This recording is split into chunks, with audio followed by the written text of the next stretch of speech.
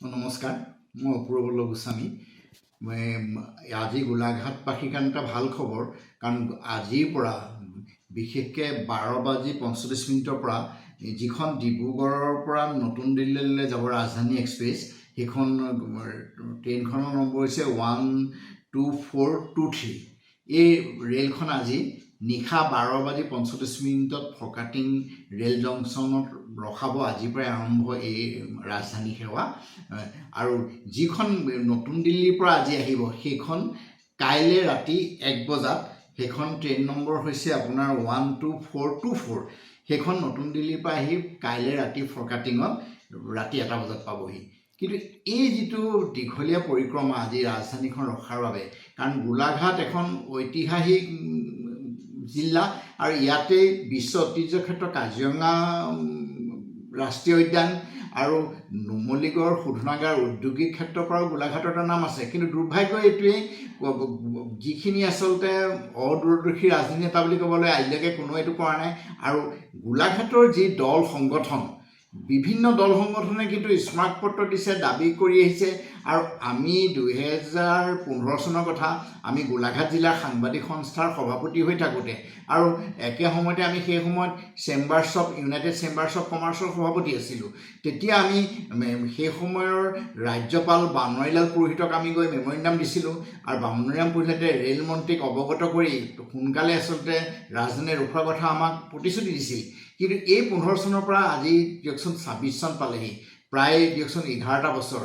কিন্তু শেহতীয়া আমি সামাজিক মাধ্যমত এটা পোষ্ট দিছিলোঁ, আৰু তেতিয়া মালিগাঁৱৰ এগৰাকী ৰেল বিষয়াই আমালৈ ফোন কৰিছিল মালিগাঁও অফিচৰ পৰা, যে এনেকৈ আপুনি এটা পোষ্ট দিছিলে। মই বোলো হয়, এইটো এটা আমাৰ গোলাঘাটৰ কাৰণে ৰাজনীতি অতি প্ৰয়োজন বুলি আমি এইটো চিন্তাধাৰা কৰিছোঁ।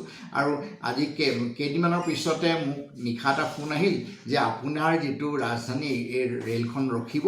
গতিকে সেই পিছত সময়ে গম পালোঁ যে এইটো আচলতে যদিও 7 তাৰিখ, আজি আচলতে 6 তাৰিখ, যিহেতু ৰাতি 12:45, গতিকে 7 তাৰিখ হ'ব। গতিকে আজিৰ পৰাই গোলাঘাটৰ ফৰকাটিঙত ডিব্ৰুগড়ৰ পৰা যিখন নামনি মোৱা ৰাজধানী এক্সপ্ৰেছ প্ৰথম ফৰকাটিঙত ৰখিব, আজিৰ পৰা আচলতে ৰাজধানী সেৱা আৰম্ভ হ'ব গোলাঘাটত। গতিকে আমাৰ কাৰণে এটা সৌভাগ্যৰ দিন, আৰু মই ৰেল কৰ্তৃপক্ষক আদৰণি জনাইছোঁ। তেখেতসকলে যদিও পলম কৰিলে, শেহতীয়াকৈ তেখেতসকলে ফৰকাটিঙৰ গুৰুত্ব দিলে। খালি আমি এটাই কওঁ ৰেল বিভাগে যে ফৰকাটিং ৰেল জংচনটো আৰু অত্যাধুনিক কৰিব লাগে। কাৰণ যিখন প্লেটফৰ্ম, তাত ৰেলৰ নম্বৰ বা ক্ৰচিং যিটো ডিজিটেল, সেইটো আচলতে থাকিব লাগে। তেতিয়া আচলতে যাত্ৰীসকলৰ সুবিধা হয়। গতিকে মই আপোনাৰ মাধ্যমেৰে এইটো আচলতে অৱগত কৰিব খুজিছোঁ ৰেল বিভাগ, যে অনাগত দিনত যাতে এটা অত্যাধুনিক ফৰকাটিং ৰেল জংচনটো হয়। কাৰণ ইয়াত পৰ্যটক আহে বহুত, কাৰণ কাজিৰঙাৰ পৰ্যটকে যিহেতু গুৱাহাটীত উঠি তেওঁলোকে ৰাজধানীত ফৰকাটিঙত আমি কাজিৰঙা ৰাষ্ট্ৰীয় উদ্যানলৈ যাব পাৰিব, বহুতখিনি সুবিধা। বা ঔদ্যোগিক ক্ষেত্ৰত নুমলীগড় শোধনাগাৰৰ মানুহ কেতিয়াবা দিল্লী যাওঁ বুলিলে, কাৰণ যেনেকৈ আজি আমাৰ যোৰহাটত বিমান সেৱা, সেইমতে ৰেল সেৱা জিলাখনত ৰাজধানী আজিৰ পৰা ৰখিব। গতিকে ই এটা গোলাঘাটৰ কাৰণে ভাল খবৰ। গতিকে মই এই ক্ষেত্ৰত আমি ৰেল বিভাগকো কৃতজ্ঞতা জনাইছোঁ।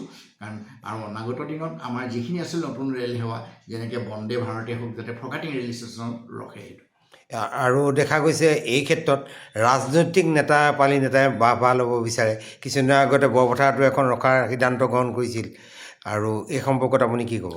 এইটো এটা দুৰ্ভাগ্যজনক। আমি যোনেই নকৰক, আজি দিয়কচোন মই কৈছোঁ এইটো আমাৰ প্ৰচেষ্টা নহয়। কাৰণ গোলাঘাটৰ সচেতন নাগৰিক দল সংগঠন সকলোৱে আচলতে এইটো প্ৰচেষ্টা কৰিছে। গতিকে মই অকলে এইটো বাহ লোৱা নাই।